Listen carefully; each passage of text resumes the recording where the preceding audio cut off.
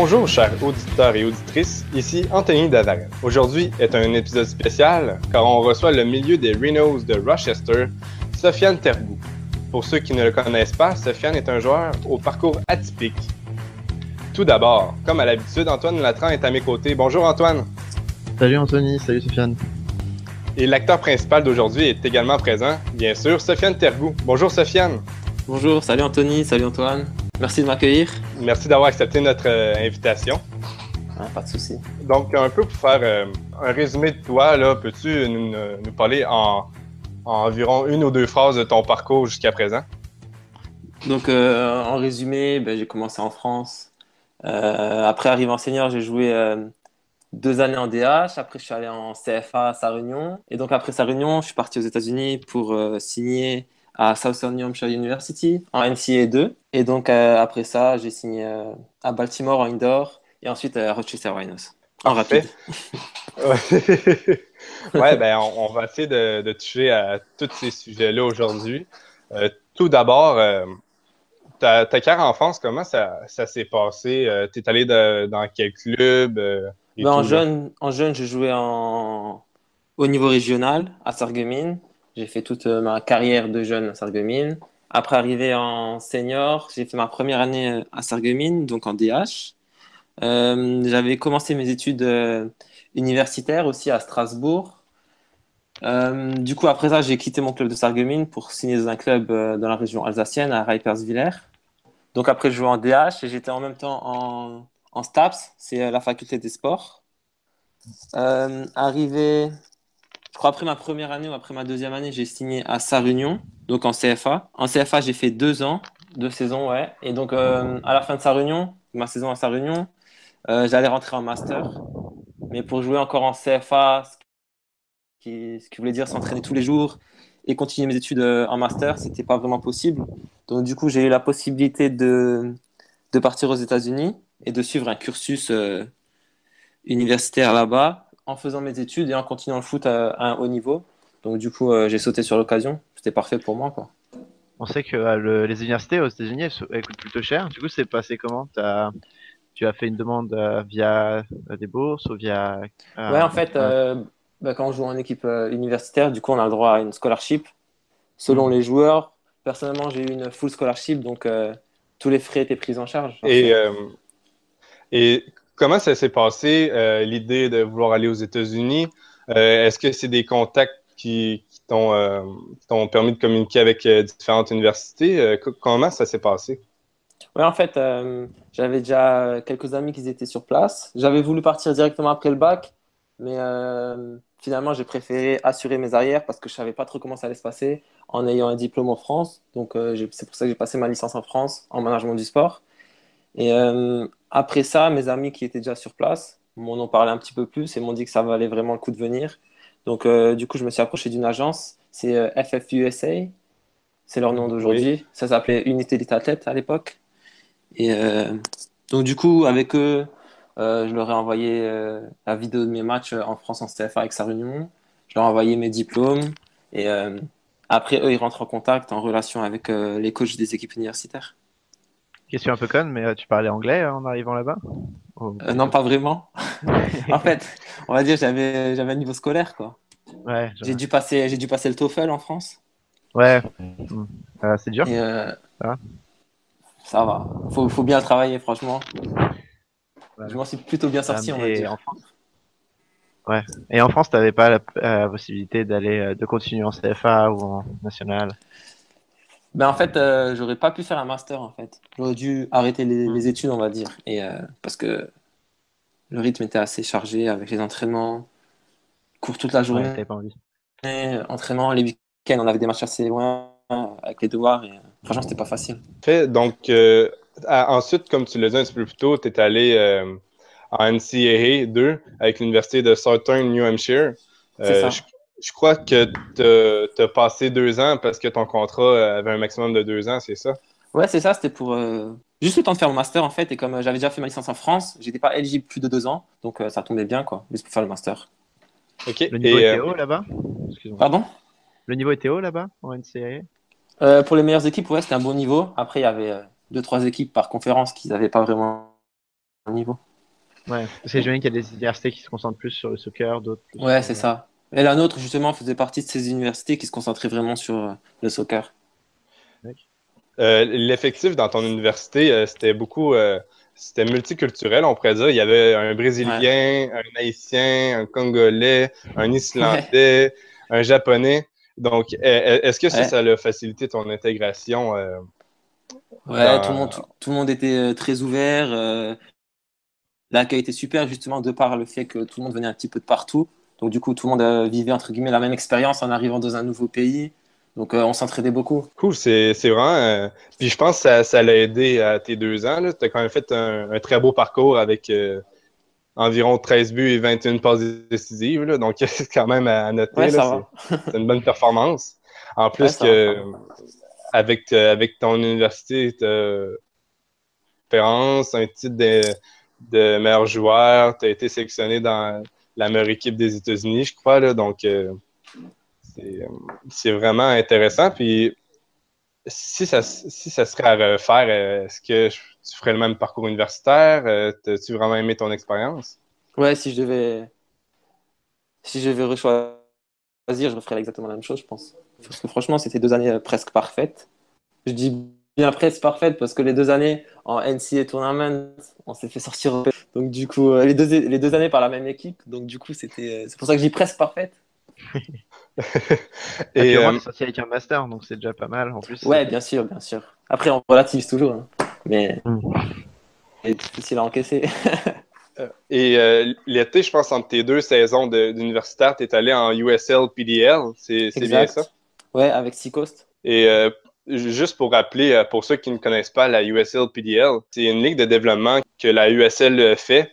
Plusieurs joueurs expérimentés qu'on connaît, ils sont passés. Je pense à Steven Belasher de Toronto, Jeff Cameron de Stoke City, international américain, Kik Kamara de la Nouvelle-Angleterre, ou même vers la fin de sa carrière, Jürgen Klinsmann, un gagnant de la Coupe du Monde et ancien sélectionneur des États-Unis, est allé en USL PDL.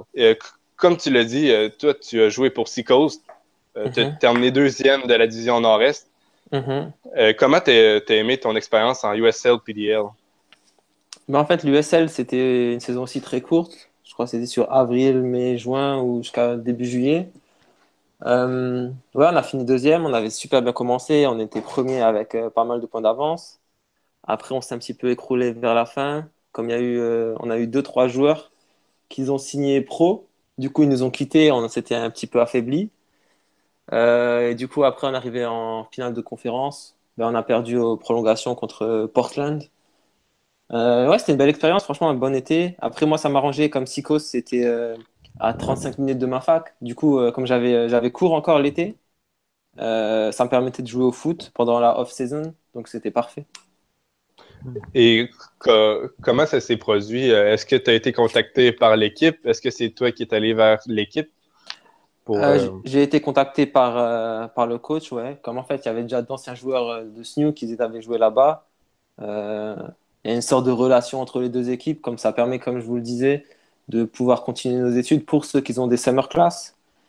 Donc, ça me permettait de faire mes summer classes et de continuer à jouer au foot. Parce que j'aurais pas pu aller dans une autre équipe de PDL, en fait. Hmm. Et donc OK. la USLPDL, c'est que pendant l'été, chaque saison? Ouais, c'est ça, ouais. D'accord. Et le niveau Et était plutôt bon par rapport au NCAA? Euh, franchement, c'était différent du NCAA. Il y avait un peu plus de joueurs, il y avait un peu plus de joueurs un petit peu étrangers. Comme ça leur permet aussi de se faire voir aux États-Unis. C'est un bon moyen d'entrée pour eux. Les joueurs un peu plus âgés. Après, comme il n'y a pas vraiment de prépa, c'est juste qu'on vient, on joue nos matchs. Tactiquement, c'était un peu moins fort que le NCAA, mais techniquement, c'était tout aussi fort, ouais. Même peut-être un peu plus fort techniquement, du coup, du fait des joueurs étrangers qui viennent et tout le monde ne se connaît pas trop, donc c'est un petit peu plus perso, on va dire. Ouais, Un il y peu avait pas plus, d'entraînement ouais. régulier, rien. Si on avait entraînement, mais ça suffisait pas, quoi. Comme je vous l'ai dit, c'était sur 3 mois, ça passait Ouais. très vite. ensuite, tu as fini ton université et tu es finalement allé en... Tu as joué pour Baltimore. Ouais, Ça, c'est un point qui m'a vraiment marqué, là. Baltimore joue en MASL, c'est la Major Arena Soccer League. Pour ceux qui ne ouais. savent pas qu'est-ce que la MASL, elle a été créée en 2008. comme toute bonne ligue américaine qui débute, plusieurs équipes sont apparues puis disparues. Baltimore, c'est quand même une équipe historique dans le indoor. Ça jouait dans la vieille Major Indoor Soccer League. Donc, c'est vraiment une ville puis une équipe qui est historique dans ce sport. Parce que je vois vraiment ça comme deux sports différents. Ouais. Toi, peux-tu nous expliquer un peu ton parcours dans cette ligue? Ben, en fait, on a fini notre saison universitaire avec SNU fin novembre, début décembre. Et les saisons du SL et de MLS reprennent seulement fin janvier ou en février pour certaines. J'avais fait quelques essais en décembre avec deux équipes d'MLS, avec New York Red Bulls et Seattle. Après ça, du coup, c'était les vacances. Il y avait un petit peu de temps mort au niveau des essais, du recrutement. Du coup, j'ai contacté en fait des équipes de indoor parce que je connaissais la ligue. Timor était premier. Du coup, je leur ai envoyé un email. Je leur ai dit que j'étais disponible, pourquoi pas venir jouer. Donc le coach m'a répondu positivement. Il m'a dit, écoute, tu peux venir quand tu veux, venir t'entraîner avec nous et on voit comment ça se passe. Et au bout de un entraînement, à la fin de l'entraînement, il m'a tout de suite dit, écoute, voilà, on veut te signer, quoi. Après, moi, la seule j'avais fait des essais, j'attendais les réponses et que si j'avais une proposition d'un club de outdoor, parce que à la base, je veux quand même jouer en outdoor, il me laisserait partir et il a dit ouais, écoute, il n'y a pas de souci, nous on accepte ça. Donc j'ai dit ben, pas de souci. Donc j'ai signé avec eux. Parfait. Et je Juste crois pour que... ceux pour ceux qui Oui. connaissent pas, le indoor au State, c'est pas la même chose que le futsal. Ah non, ça n'a rien à voir. Ouais. Au début, moi je pensais que c'était plutôt du futsal, ouais. Mais en fait, non. Ouais, c'est un terrain de hockey avec des bords ronds, tu fais rebondir la balle sur les murs, tout ça. Ouais, Et c'est j'ai exactement entendu que ça. pareil, Ouais, c'était assez populaire apparemment dans les années 80-90. ouais, j'ai vu des images, franchement, c'était incroyable. Compact et tout, c'était Et, pas mal. et ton entraîneur à Baltimore, Danny Kelly, a dit de toi que tu avais beaucoup de qualités, un bon dribbleur, un bon passeur, une bonne vision de jeu, une bonne finition. Et même, il a dit qu'au début, il pensait que ton intégration dans cette ligue, les nouvelles règles, ça allait être dur pour s'habituer. Mais finalement, il a dit que tu t'avais vraiment adapté rapidement et que tu avais beaucoup travaillé pour. Donc, niveau performance, comment as-tu trouvé cette expérience? Bah, au Je début, crois je pensais que ça allait être ouais, plus du futsal. Donc, moi, je suis allé en pensant vraiment que ça allait être du futsal. Parce que j'avais pas fait de match, en fait. J'avais juste fait les entraînements avec eux. Donc, aux entraînements, ben, on fait que jouer au foot, du foot normal, quoi. Sauf que la balle, elle sort pas comme un five. Et arrivé au premier match, moi, je savais pas du tout comment ça allait se passer, en fait. Et, et j'arrive. En fait, c'est un peu comme le hockey. Ça veut dire c'est par. Genre, on joue 1 minute 30, 2 minutes et on ressort immédiatement, quoi. On est par line. Ouais, j'étais vraiment surpris par ça. Du coup, ça fait qu'on n'est pas vraiment dans le match. Donc, c'est un petit peu dur de s'adapter. Mais lors de mon premier match, en fait, sur mon premier ballon, je marque. Sur mon deuxième ballon, je dribble un joueur. Je fais la passe à l'autre, il a juste à pousser le ballon. Donc, en fait, sur mes premiers ballons, ça a été tout de suite positif. Donc, du coup, j'ai cash pris confiance. Et donc, tout s'est enchaîné rapidement, quoi. Et les mecs et là-bas, ils font leur carrière entière en MASL ou ils sont comme toi, Euh, ils sont attendants, ils attendent. non, moi, j'étais le plus jeune de l'équipe. Franchement, dans mon équipe, il y a que des. Je vais dire, il y a que des vieux, quoi. Genre, ils avaient tous la trentaine. Mais On était ils deux, voulaient faire trois leur joueurs à carrière être 25 ans. Ouais, ils venaient finir leur carrière. en indoor. Ok. Et, et voilà, c'est tout, hein. C'était tous des anciens joueurs qui sont joués en MLS ou en Europe, quoi.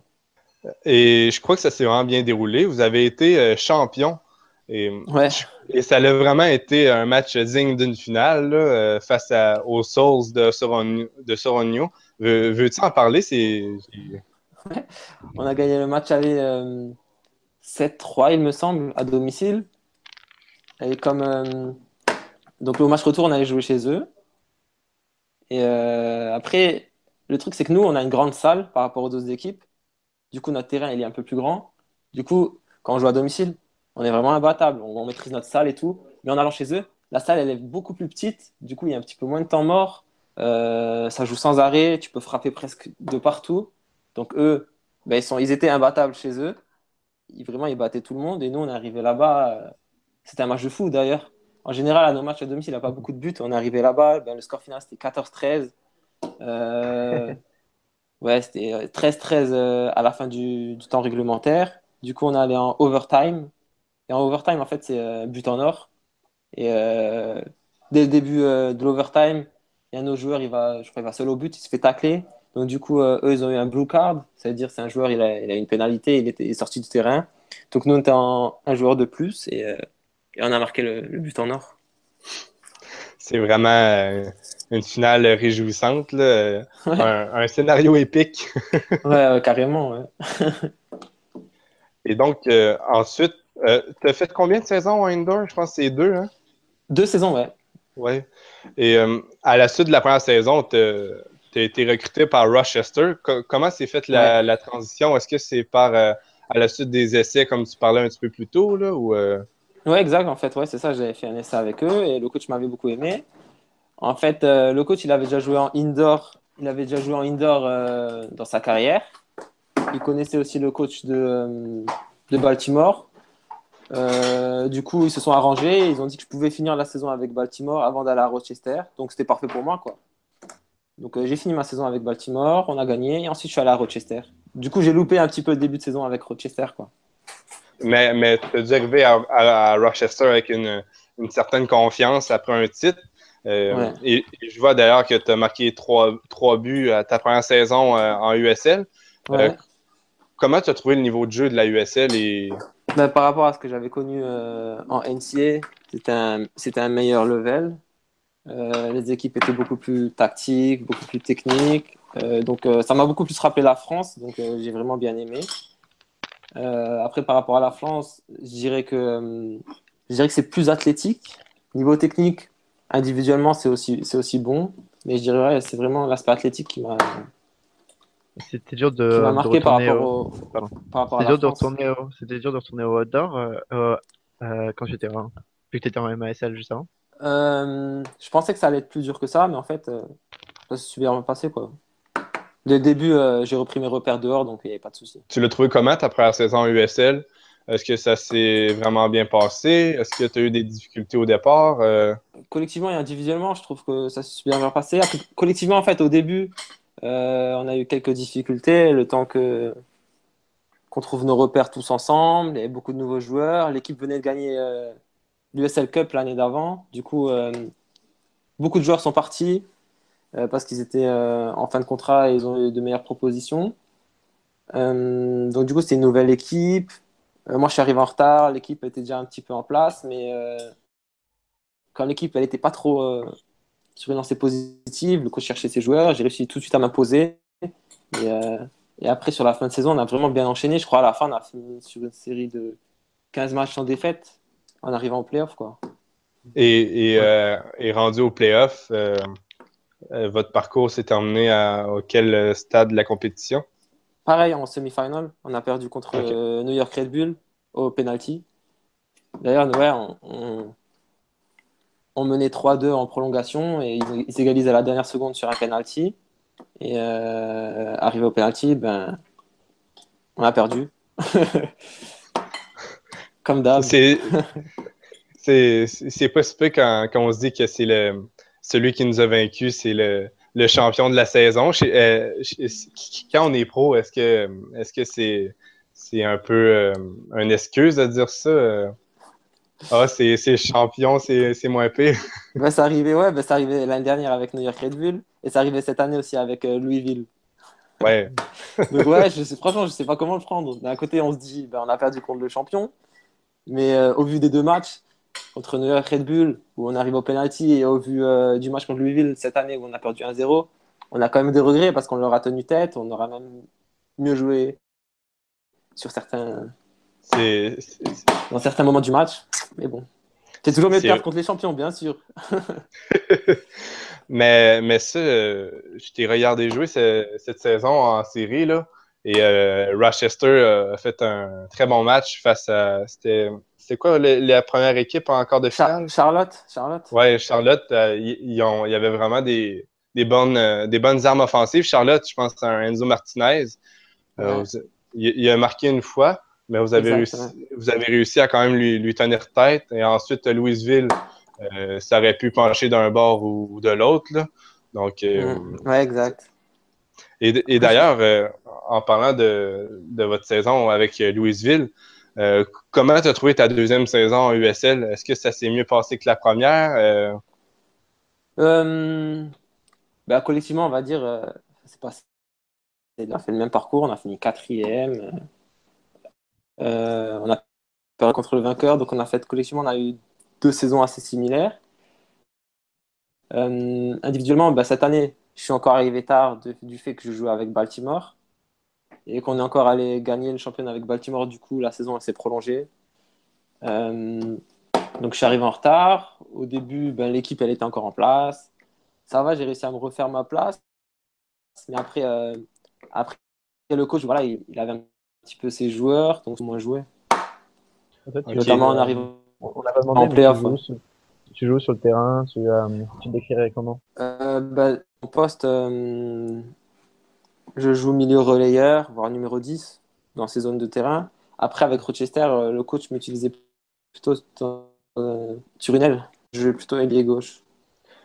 Parfait. Et j'ai vu, grâce aux statistiques de USL, que tu as un peu moins joué qu'à ta première saison. Est-ce que tu penses que Ouais. c'est dû à Baltimore? Non, je pense pas. Après, bien sûr, quand tu loupes la prépa et quand tu loupes les 5 premiers matchs de championnat, c'est pas trop bon pour toi. Mais non, je pense pas que c'est seulement à cause de ça. Après, voilà, on avait une bonne équipe, on avait des bons joueurs.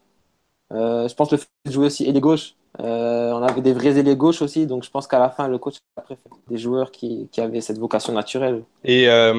Est-ce que tu veux encore aller aux États-Unis l'année prochaine? Je sais pas si ton contrat J'ai était une terminé. proposition de renouvellement de contrat pour l'année prochaine. Non, mon contrat est. Ouais, je suis arrivé en fin de contrat, j'ai une proposition de renouvellement. Et là, je vais devoir donner ma réponse dans les prochains jours au coach. Je ne veux pas savoir. Parfait. Donc, on va voir. Et, Bon, c'est pas que je vais y retourner. Pourquoi? ok, Ah non, je pense pas. Ouais, pourquoi?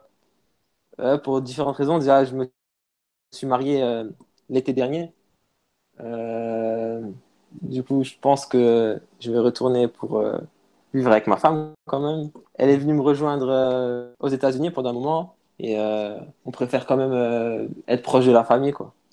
Ouais. Du coup, tu as des touches en musique sci-fi nationale. Ouais, voilà. Ok, donc tu On va voir encore. Je sais pas encore ce que privilégierais. je vais faire, mais ouais, voilà, je pense que ça va tourner autour d'une équipe de CFA nationale ou peut-être à l'étranger, quoi. On est en Europe. Ouais.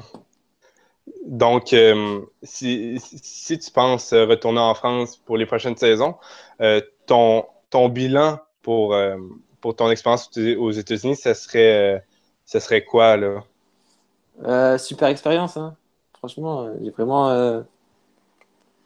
adoré mes 2 saisons d'USL avec Rochester et mes 2 saisons de Indoor avec Baltimore.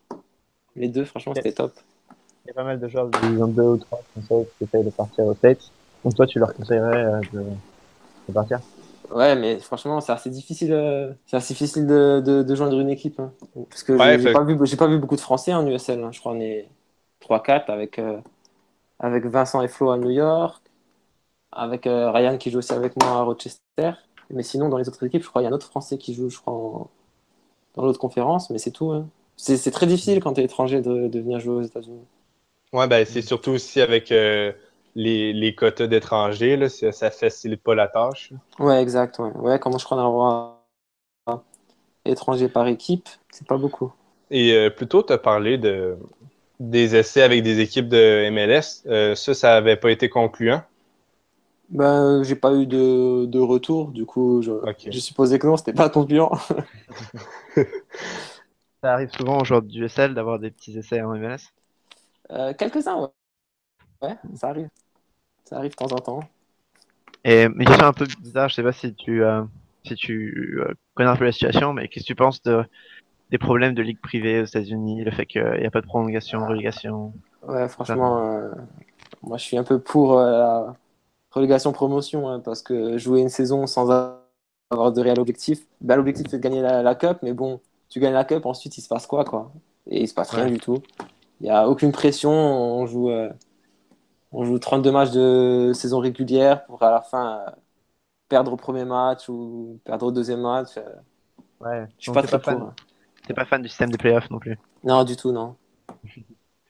OK, donc en tant qu'étranger, les enjeux d'une playoff comme en USL, toi, tu veux toujours jouer pour gagner, mais il n'y avait pas de réel combat, je pourrais dire. Là, c'était...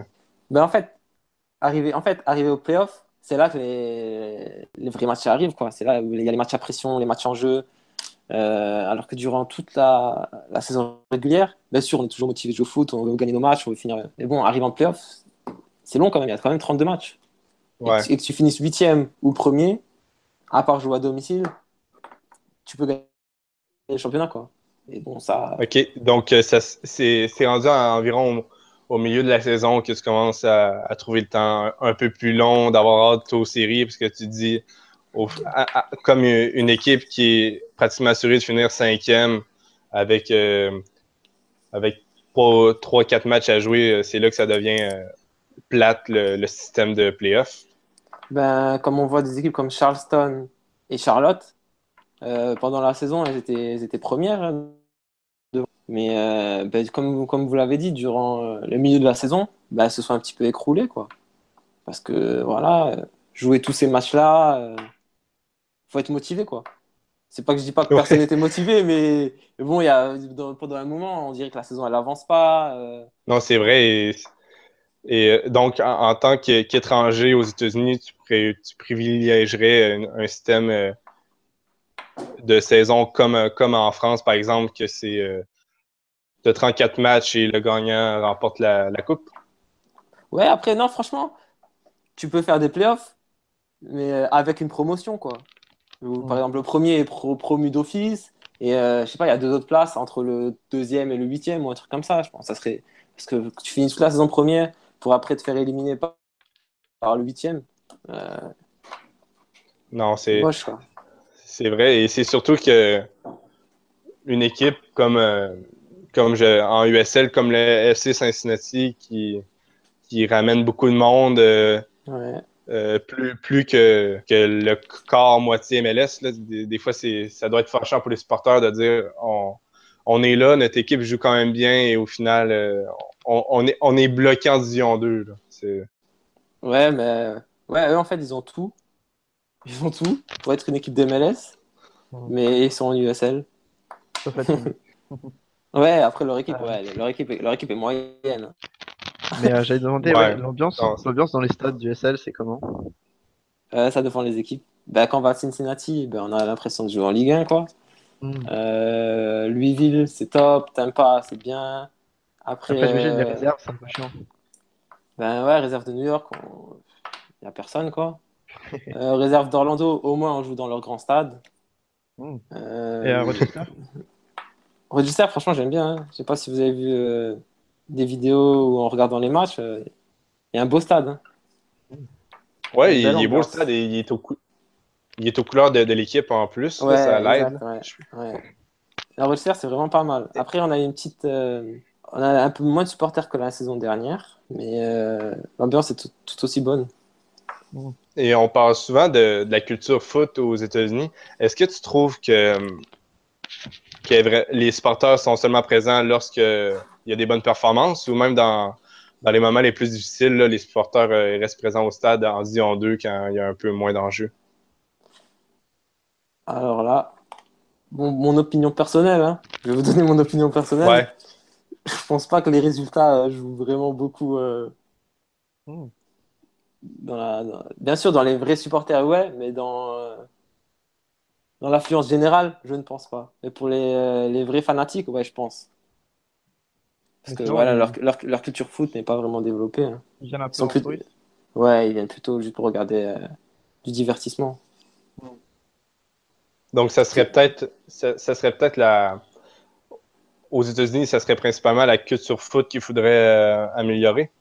Ouais, après, quand on regarde à Louisville ou bah, Cincinnati, ils ont des bons supporters. Rochester aussi, on a une partie de nos supporters qui sont vraiment bien.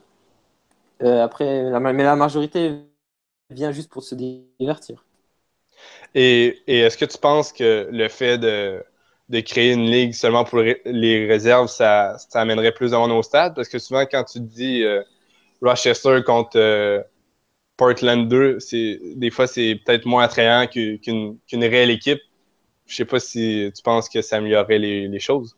Ben, personnellement, moi, je préfère jouer contre Charleston ou Pittsburgh que jouer contre une réserve. Et surtout chez eux. Encore chez nous, ça va, les gens ils viennent quand même. Mais chez eux, non, il y a personne dans le stade, quoi. Donc la création de cette ligue, je pense que c'est une bonne chose. Donc ce serait pour vraiment l'établissement d'une réelle ligue réserve, c'est ça? Perso, ouais. Ou après, j'ai vu qu'ils veulent faire l'USL 3, donc pourquoi pas les mettre en USL 3. Ouais, ben je pense la même chose que toi, là. Donc, je pense que ça clôturerait l'entrevue. C'est où qu'on pourrait te suivre, te revoir bientôt, là? Ben, sur Twitter, c'est Soso Tergou. Sur Instagram, c'est Soso Twice, tout simplement. Parfait. Et toi, Antoine, c'est où qu'on peut te retrouver?